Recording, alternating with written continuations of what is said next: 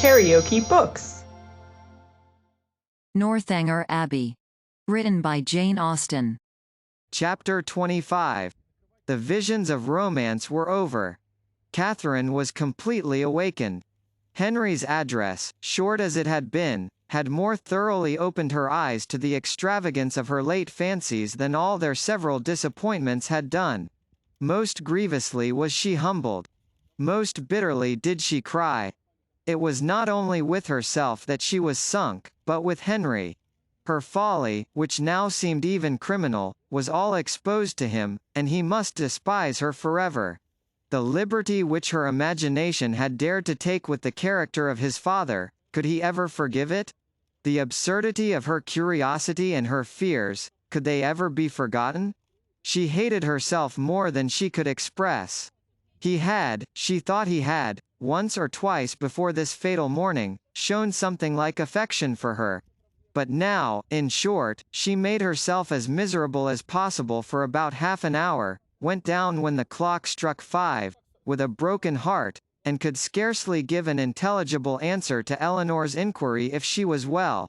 The formidable Henry soon followed her into the room, and the only difference in his behavior to her was that he paid her rather more attention than usual. Catherine had never wanted comfort more, and he looked as if he was aware of it. The evening wore away with no abatement of this soothing politeness, and her spirits were gradually raised to a modest tranquillity. She did not learn either to forget or defend the past, but she learned to hope that it would never transpire farther, and that it might not cost her Henry's entire regard.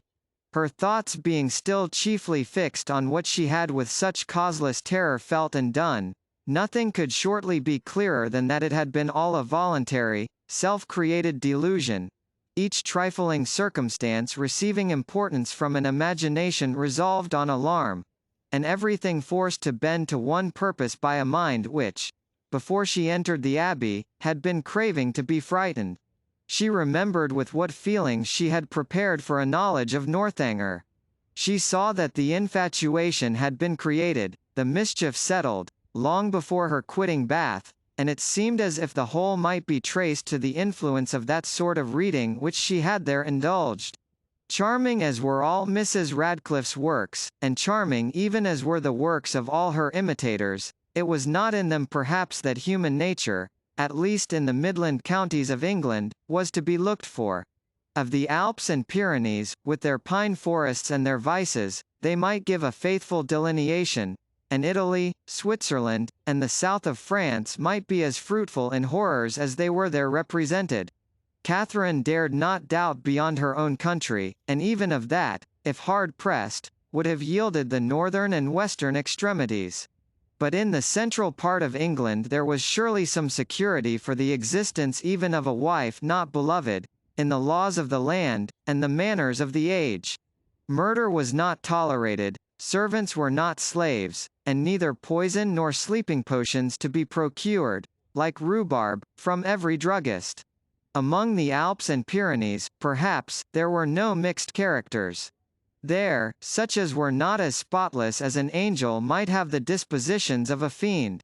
But in England it was not so. Among the English, she believed, in their hearts and habits, there was a general though unequal mixture of good and bad. Upon this conviction, she would not be surprised if even in Henry and Eleanor Tilney, some slight imperfection might hereafter appear.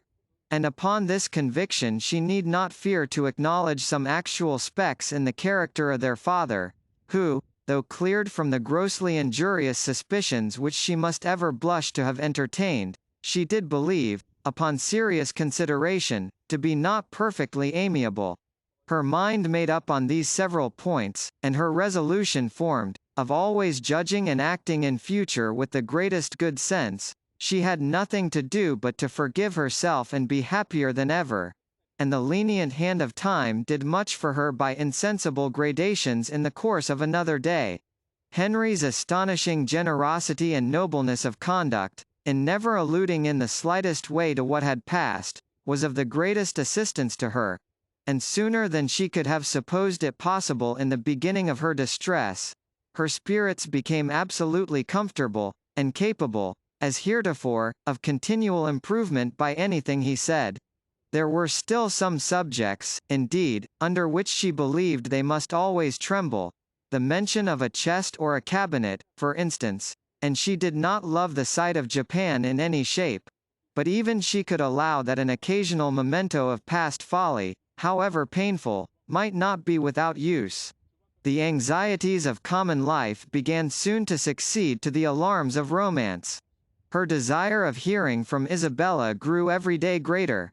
She was quite impatient to know how the Bath world went on, and how the rooms were attended, and especially was she anxious to be assured of Isabella's having matched some fine netting cotton, on which she had left her intent, and of her continuing on the best terms with James. Her only dependence for information of any kind was on Isabella.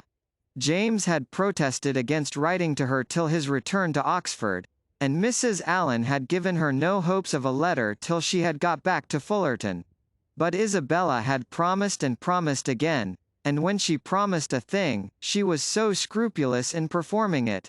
This made it so particularly strange. For 9 successive mornings, Catherine wondered over the repetition of a disappointment, which each morning became more severe. But, on the 10th, when she entered the breakfast room, her first object was a letter, held out by Henry's willing hand. She thanked him as heartily as if he had written it himself. "'Tis only from James," however, as she looked at the direction. She opened it. It was from Oxford, and to this purpose. Dear Catherine, though, God knows, with little inclination for writing, I think it my duty to tell you that everything is at an end between Miss Thorpe and me. I left her and Bath yesterday, never to see either again. I shall not enter into particulars, they would only pain you more. You will soon hear enough from another quarter to know where lies the blame, and I hope will acquit your brother of everything but the folly of too easily thinking his affection returned. Thank God! I am undeceived in time. But it is a heavy blow. After my father's consent had been so kindly given, but no more of this. She has made me miserable forever. Let me soon hear from you, dear Catherine. You are my only friend. Your love I do build upon. I wish your visit at Northanger may be over before Captain Tilney makes his engagement known, or you will be uncomfortably circumstanced. Poor Thorpe is in town. I dread the sight of him. His honest heart would feel so much. I have written to him and my father. Her duplicity hurts me more than all. Till the very last, if I reasoned with her, she declared herself as much attached to me as ever, and laughed at my fears. I am ashamed to think how long I bore with it, but if ever man had reason to believe himself loved, I was that man. I cannot understand even now what she would be at, for there could be no need of my being played off to make her secure of Tilney. We parted at last by mutual consent, happy for me had we never met. I can never expect to know such another woman. Dearest Catherine, beware how you give your heart. Believe me, and see. Catherine had not read 3 lines before her sudden change of countenance, and short exclamations of sorrowing wonder, declared her to be receiving unpleasant news. And Henry, earnestly watching her through the whole letter, saw plainly that it ended no better than it began. He was prevented, however, from even looking his surprise by his father's entrance. They went to breakfast directly, but Catherine could hardly eat anything. Tears filled her eyes, and even ran down her cheeks as she sat. The letter was one moment in her hand, then in her lap, and then in her pocket, and she looked as if she knew not what she did. The General, between his cocoa and his newspaper, had luckily no leisure for noticing her, but to the other two her distress was equally visible. As soon as she dared leave the table she hurried away to her own room, but the housemaids were busy in it, and she was obliged to come down again. She turned into the drawing-room for privacy, but Henry and Eleanor had likewise retreated thither, and were at that moment deep in consultation about her. She drew back, trying to beg their pardon, but was, with gentle violence, forced to return, and the others withdrew, after Eleanor had affectionately expressed a wish of being of use or comfort to her. After half an hour's free indulgence of grief and reflection, Catherine felt equal to encountering her friends, but whether she should make her distress known to them was another consideration. Perhaps, if particularly questioned, she might just give an idea, just distantly hint at it, but not more. To expose a friend, such a friend as Isabella had been to her, and then their own brother so closely concerned in it. She believed she must waive the subject altogether. Henry and Eleanor were by themselves in the breakfast room, and each, as she entered it, looked at her anxiously. Catherine took her place at the table, and, after a short silence, Eleanor said, "No bad news from Fullerton, I hope?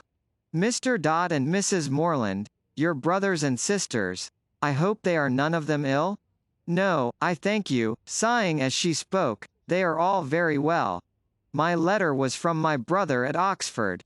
Nothing further was said for a few minutes, and then speaking through her tears, she added, "I do not think I shall ever wish for a letter again." "I am sorry," said Henry, closing the book he had just opened. "If I had suspected the letter of containing anything unwelcome, I should have given it with very different feelings. It contained something worse than anybody could suppose. Poor James is so unhappy. You will soon know why." "To have so kind-hearted, so affectionate a sister," replied Henry warmly, "must be a comfort to him under any distress." "I have one favour to beg," said Catherine, shortly afterwards, in an agitated manner, "that, if your brother should be coming here, you will give me notice of it, that I may go away." "Our brother. Frederick."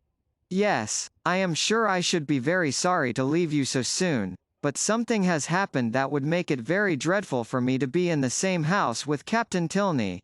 Eleanor's work was suspended while she gazed with increasing astonishment, but Henry began to suspect the truth, and something, in which Miss Thorpe's name was included, passed his lips.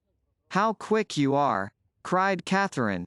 "You have guessed it, I declare. And yet, when we talked about it in Bath, you little thought of its ending so. Isabella, no wonder now I have not heard from her. Isabella has deserted my brother, and is to marry yours. Could you have believed there had been such inconstancy and fickleness, and everything that is bad in the world? I hope, so far as concerns my brother, you are misinformed. I hope he has not had any material share in bringing on Mr. Morland's disappointment. His marrying Miss Thorpe is not probable. I think you must be deceived so far. I am very sorry for Mr. Morland.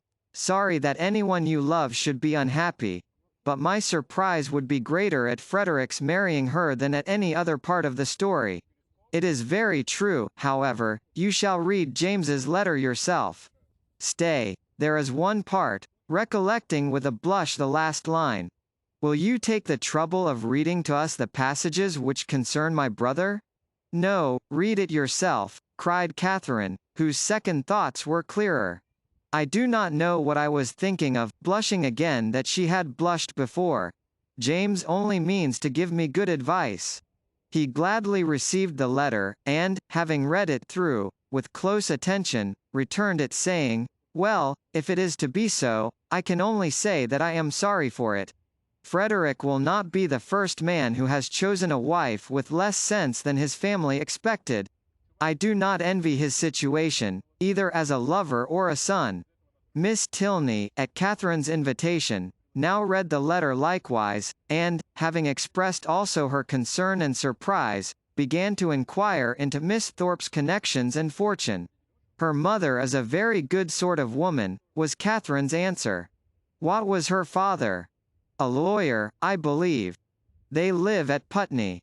"Are they a wealthy family?" "No, not very. I do not believe Isabella has any fortune at all, but that will not signify in your family. Your father is so very liberal. He told me the other day that he only valued money as it allowed him to promote the happiness of his children." The brother and sister looked at each other. "But," said Eleanor, after a short pause, "would it be to promote his happiness, to enable him to marry such a girl?